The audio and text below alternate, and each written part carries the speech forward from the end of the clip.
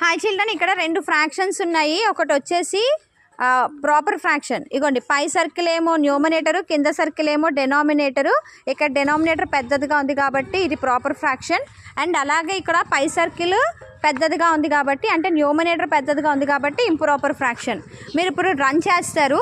Run చేసి నేను 4th class 5th రెండు ఉన్నారు కాబట్టి 5th క్లాస్ ప్రాపర్ ఫ్రాక్షన్ అన్నాను అనుకోండి, 5th క్లాస్ అందరూ ప్రాపర్ ఫ్రాక్షన్లోకి వెళ్ళి న్యూమరేటర్లో చిన్న నెంబర్ నించోవాలి, డినామినేటర్లో ఎక్కువ మంది నించోవాలి.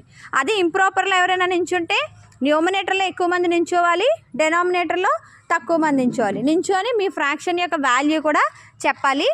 ఓకే, ఎవరైతే ఫస్ట్ చెప్తారో వాళ్ళకి పాయింట్స్ వస్తాయి. Let's run.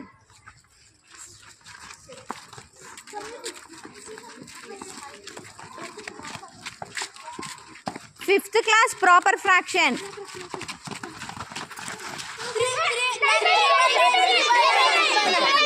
3/, ఓకే వస్తాను 3/1 2 3 4 5 6 కదా ఉంది ఇక్కడ.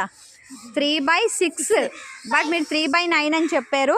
కాదండి, మీరు 6/3. Count it properly. కంగారు ఎందుకు? 1 2 3 4 5 6. ఎస్, 6/3. కాబట్టి యు ఆర్ ద కరెక్ట్. మీరు కరెక్ట్గా చెప్పారు. బట్ అందులో ఒకడు 6/3ని అనౌన్స్ చేస్తాడు, మీరు అలా కూడా అనౌన్స్ చేయలే కదా. సో 6/3 అనేది improper fraction. Again run.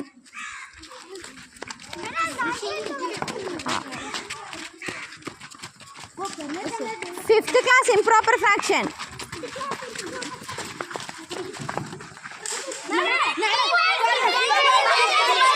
Okay okay wait 6/, నేను విన్నాను. 6/3. Okay correct.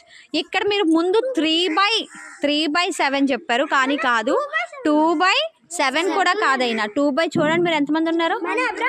స్టాండప్ అభిరామ్, ఏం మరి అలా కూర్చోకుండా. సో 2/7, బట్ నువ్వు కంగారులో ఫస్ట్ ఇక్కడ 3/7 చెప్పారు. So this is the proper fraction. 2/7 proper ఫ్రాక్షనే, కానీ మీరు నెంబర్ తప్పు చెప్పారు. మీరు వచ్చేసి కరెక్ట్గా చెప్పారు 6/3. సో మీకు ఒక పాయింట్.